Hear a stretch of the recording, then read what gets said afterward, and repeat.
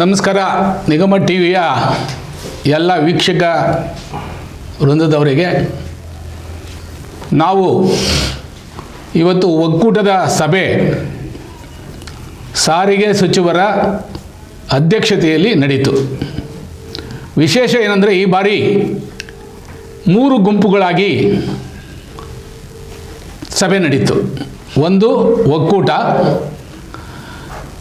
ನಮ್ಮ ಒಕ್ಕೂಟದ ನಂತರ ಯುನೈಟೆಡ್ ಎಂಪ್ಲಾಯೀಸ್ ಯೂನಿಯನ್ನು ಮತ್ತು BMS ಒಂದು ತಂಡ, ಅದಾದ ಮೇಲೆ ಜಂಟಿ ಸಮಿತಿ, ಅಂದರೆ 3 ಸಭೆಗಳು ನಡೀತು. ನಮಗೆ ಇವತ್ತು ಅನಿಸಿತ್ತು ಒಕ್ಕೂಟದ ಸಭೆ ಪ್ರತ್ಯೇಕವಾಗಿ ಕರೆದು ಈ ಬಾರಿ ಇವತ್ತು ಬಗೆಹರಿಸಿಬಿಡ್ತಾರೆ, ಸಮಸ್ಯೆ ಬಗೆಹರಿತದೆ, ಸಾರಿಗೆ ನೌಕರರಿಗೆ ಏನಾದರೂ ಸಿಗ್ತದೆ ಅನ್ನೋ ಒಂದು ಆಶಾಭಾವನೆಯಿಂದ ನಾವು ಹೋಗಿದ್ವಿ.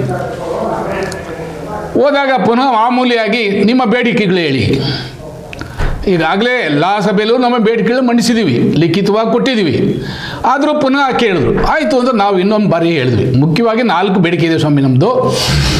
ಒಂದು, ಸಮಾನ ವೇತನ ಕೊಡಬೇಕು. ಎರಡನೇದು, ಹಿಂದೆ ಏನು ಹಿಂದಿನ ಸರ್ಕಾರ ನೌಕರನ್ನ ಡಿಸ್ಮಿಸ್ ಮಾಡಿ ಸಸ್ಪೆಂಡ್ ಮಾಡಿ ಪೊಲೀಸ್ ಕೇಸಲ್ಲಿ ಹಾಕಿತ್ತು, ಅದನ್ನು ಯಥಾಸ್ಥಿತಿಗೆ ತರಬೇಕು. ಮೂರನೇದು, ಇಂದಿನ 38 ತಿಂಗಳ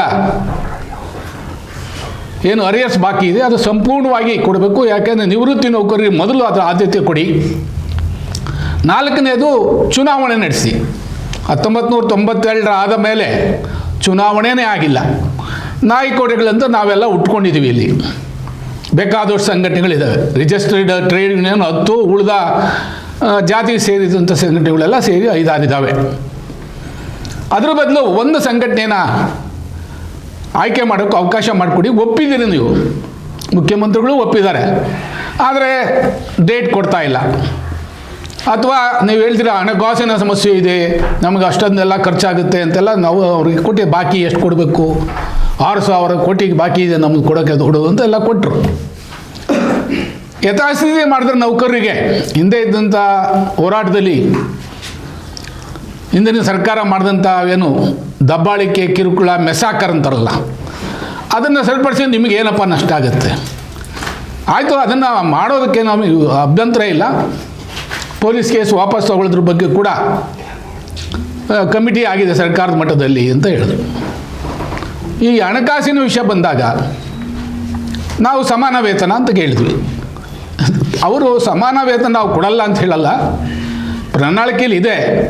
ಆದರೆ ಪ್ರಣಾಳಿಕೆಯನ್ನು ಸಂಪೂರ್ಣವಾಗಿ ನಾವು ಜಾರಿ ತರಬೇಕಾದ್ರೆ ನಮಗೆ ಸಮಯ ಇದೆ, ಇನ್ನೂ 2.5 ವರ್ಷ ಇದೆ ನಮಗೆ. ಆಯಿತು, ಯಾವತ್ತಿಂದ ಕೊಡ್ತೀರಾ ಅದಾದರೂ ಹೇಳ, ಅದನ್ನು ಈಗಲೇ ಹೇಳೋಕ್ಕಾಗಲ್ಲ, ಇನ್ನೂ 2.5 ವರ್ಷ ಇದೆ. ಆಯಿತು, ಈಗ ಏನು ಕೊಡ್ತೀರಾ ಅದನ್ನು ಬಾಯ್ಬಿಡಿ. ಅದನ್ನು ಮುಖ್ಯಮಂತ್ರಿಗಳು ಅನೌನ್ಸ್ ಮಾಡ್ತಾರೆ. ಮತ್ತು ಇವತ್ತಿನ ಸಭೆಯ ಉದ್ದೇಶ, ನಿಮ್ದು ಏನಾದರೂ ಬದಲಾವಣೆ ಇದ್ದರೆ, ಏನು ಬದಲಾವಣೆ?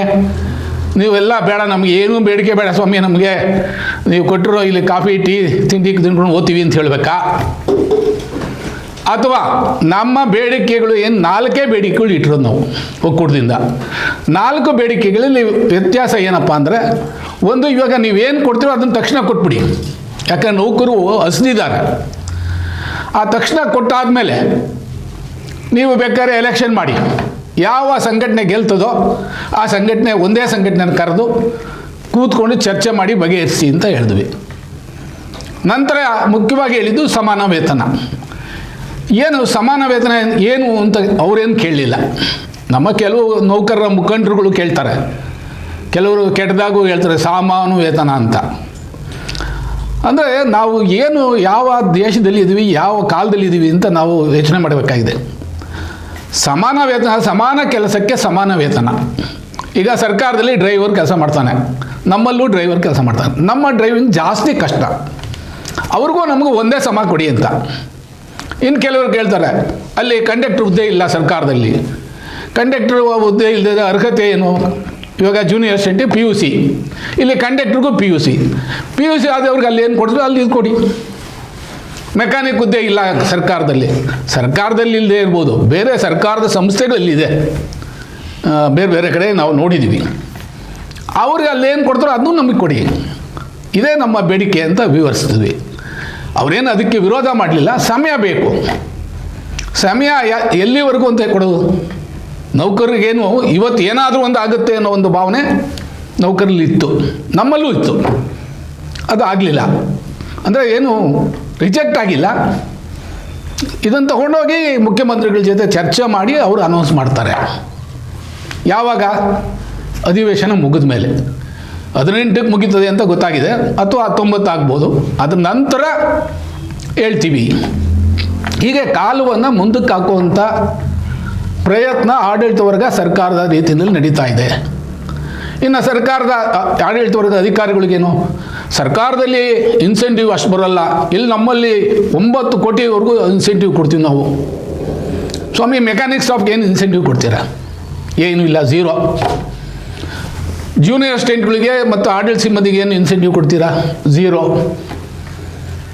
ಅದರಿಂದ ಈ ಇನ್ಸೆಂಟಿವ್ ಅನ್ನೋದು ಎಲ್ರಿಗೂ ಬರೋದಲ್ಲ, ಒಂದು. ಎರಡನೇದು, ಆ ಇನ್ಸೆಂಟಿವ್ ದುಡಿದ್ರೆ ಮಾತ್ರ. ಇವಾಗ ನಾನು ಬರ್ತೀನಿ, ಗಾಡಿ ಬ್ರೇಕ್ ಡೌನ್ ಆಗುತ್ತೆ, ಒಂದು 100 ರೂಪಾಯಿ ಕಲೆಕ್ಷನ್ ಆಗಿರ್ತದೆ, ನೀವು ಕೊಡ್ತೀರಾ ಇನ್ಸೆಂಟಿವ್? ಇಲ್ಲ. ನಾವು ಬೆಳಗ್ಗೆ ಬಂದು ಸಂಜೆವರೆಗೂ, ಅಥವಾ 8 ಗಂಟೆ ಅಂತ ಹೇಳೋದು ನಿಯಮದಲ್ಲಿದೆ, 8 ಗಂಟೆ ಅಂತ, 12, 13, 14, 15, 16 ಗಂಟೆ ದುಡಿದ್ರೂ ಕೂಡ ಆಗ ನೀವು ನಮಗೆ ಇನ್ಸೆಂಟಿವ್ ಅಂತ ಕೊಡ್ತೀರಾ. ಅದನ್ನು ನೀವು ವೆಚ್ಚ ಅಂತ ಹೇಳೋಕ್ಕಾಗಲ್ಲ. ಹೌದೌದು, ಅದು ನಿಜ, ನಾವು ಸಂಬಳಕ್ಕೆ ಸೇರಿಸಲ್ಲ, ಆದರೆ ಅಷ್ಟು ಖರ್ಚಾಗುತ್ತೆ. ನಿಮಗೆ ಖರ್ಚಾಗುತ್ತೆ, ಆಗಲ್ಲ ಅಂತಲ್ಲ. ಆದರೆ ನಾವು ಇವತ್ತು ನೌಕರರಿಗೆ ಏನು ಒಂದು 24ರಿಂದ ವೇತನ ಹೆಚ್ಚಳ ಕೊಡಬೇಕು, ಅದು ಕೊಡಿ, ಬಾಕಿ 38 ತಿಂಗಳದು ಅರಿಯರ್ಸ್ ಕೊಡಿ ಅನ್ನೋದು ಹೇಳಿದಾಗ ಅವ್ರಿಗೂ ಯಾವುದೇ ಇಲ್ಲ, ಕೊಡೋಕ್ಕಾಗಲ್ಲ ಅಂತ ಬರಲಿಲ್ಲ. ಸಭೆ ಒಂದು ರೀತಿಯಲ್ಲಿ ಫಲಪ್ರದ ಅಂತ ಹೇಳ್ಬೋದು. ಯಾವ ಸಭೆಯಲ್ಲೂ ಕೂಡ ವಿಫಲ ಆಗಿಲ್ಲ ಅಥವಾ ವಾಪಸ್ಸೇನು ಬಂದಿಲ್ಲ. ಆದರೆ ಒಂದು ತಿಳ್ಕೋಬೇಕು, ಸರ್ಕಾರ ಮತ್ತು ಆಡಳಿತ ವರ್ಗಗಳು ಈ ಮುಂದಕ್ಕೆ ಹಾಕೋದ್ರಿಂದ ನೌಕರಲ್ಲಿ ಅಸಮಾಧಾನ ಜಾಸ್ತಿ ಆಗುತ್ತೆ. ಅಸಮಾಧಾನ ಜಾಸ್ತಿ ಆದಾಗ ಕೆಲವರು ಅದನ್ನು ಎನ್ಕ್ಯಾಶ್ ಮಾಡೋಕ್ಕೂ ಪ್ರಯತ್ನ ಪಡ್ತಾರೆ.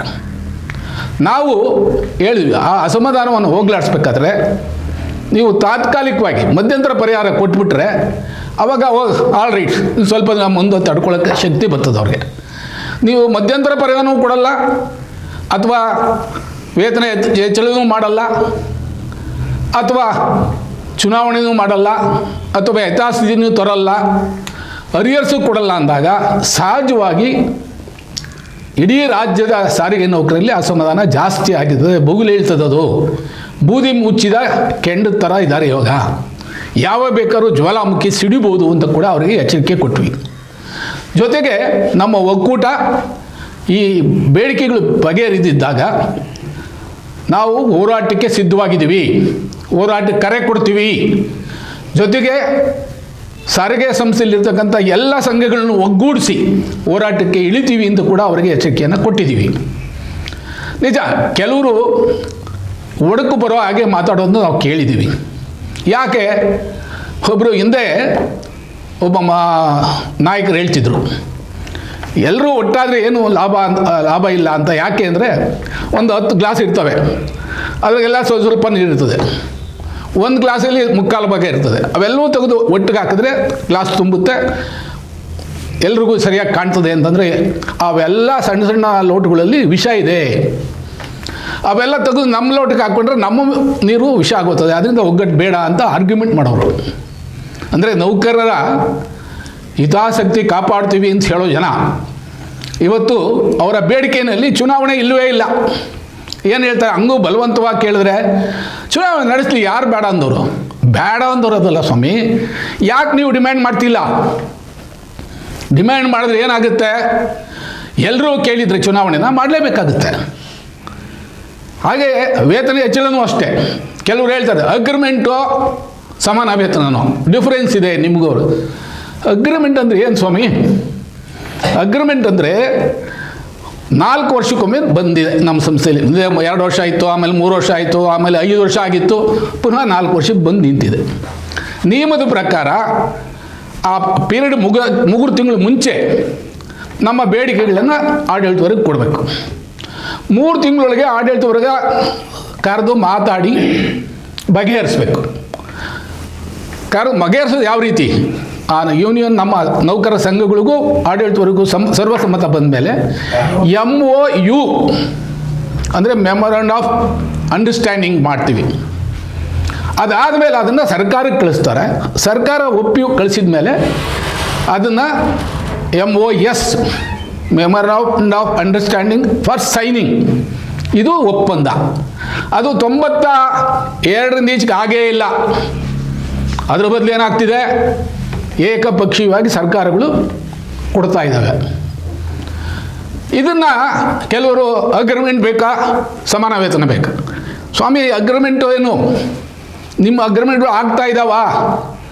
ಕೆಲವರು ಅಗ್ರಿಮೆಂಟೇ ಆಗೋದು ಅಂತ ಆರ್ಗ್ಯೂ ಮಾಡ್ತಾರೆ. ಏನು ಅಗ್ರಿಮೆಂಟ್ ಅಂದ್ರೇ ಗೊತ್ತಿಲ್ಲ ಅವ್ರಿಗೆ. ಜೊತೆಗೆ ಹಿಂದೆ ಅಗ್ರಿಮೆಂಟ್ಗಳಲ್ಲಿ ಸರ್ಕಾರಿ ನೌಕರರಿಗೇನು HRA CCA ಮತ್ತು DA ಬಂದ ತಕ್ಷಣ ನಮ್ಮ ಸಾರಿಗೆ ನೌಕರಿಗೂ ಬರಬೇಕು ಅಂತೇಳಿ ಒಪ್ಪಂದ ಆಗಿದೆ.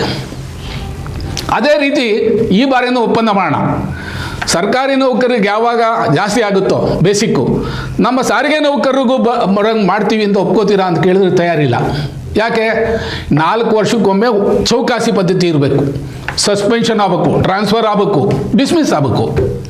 ಅವರು ಮನೆಗೆ ಹೋಗಿ ಅವ್ರ ಲೈಫ್ ಲಾಂಗ್ ಎಲ್ಲ ಸಂಸ್ಥೆಯಿಂದ ಹೊರಗಡೆ ಇರಬೇಕು. ಇದು ಕೆಲವರ ನಾಯಕರ ಒಳ ಪಿತೂರಿ ಅಂದ್ರೂ ತಪ್ಪಾಗಲ್ಲ. ಆದ್ದರಿಂದ ಗೆಳೆಯರೇ, ಸಾರಿಗೆ ನೌಕರರು ಭಾಳ ಬುದ್ಧಿವಂತರಿದ್ದೀರ. ಮುಂದಿನ ದಿನಗಳಲ್ಲಿ ನಮ್ಮ ಈ ಬೇಡಿಕೆಗಳು ಈಡೇರದೇ ಇದ್ದಾಗ, ಸಾರಿಗೆ ನೌಕರರ ಬೇಡಿಕೆಗಳು ಈಡೇರದೇ ಇದ್ದಾಗ, ಏನು ಸಮಾನ ವೇತನ ಕೊಡದೇ ಇದ್ದಾಗ, ಏನು ಚುನಾವಣೆ ಮಾಡದೇ ಇದ್ದಾಗ, ಏನು ಅರಿಯರ್ಸ್ ಬಾಕಿ ಕೊಡದೇ ಇದ್ದಾಗ ಹೋರಾಟಕ್ಕೆ ಇಳಿಲೇಬೇಕಾಗುತ್ತೆ. ಆ ಹೋರಾಟಕ್ಕೆ ನಮ್ಮ ಸಾರಿಗೆ ನೌಕರರ ಒಕ್ಕೂಟ ಕರೆ ಕೊಡೋಕ್ಕೆ ಸಿದ್ಧವಾಗಿದೆ ಅಂತ ಹೇಳೋಕ್ಕೆ ಇಷ್ಟಪಡ್ತೀನಿ. ನಾನು S. ನಾಗರಾಜು, KBNN ವರ್ಕರ್ಸ್ ಫೆಡರೇಷನ್ನ ಜನರಲ್ ಸೆಕ್ರೆಟರಿ ಹಾಗೂ ಒಕ್ಕೂಟದ ಸದಸ್ಯ. ನಮಸ್ಕಾರ.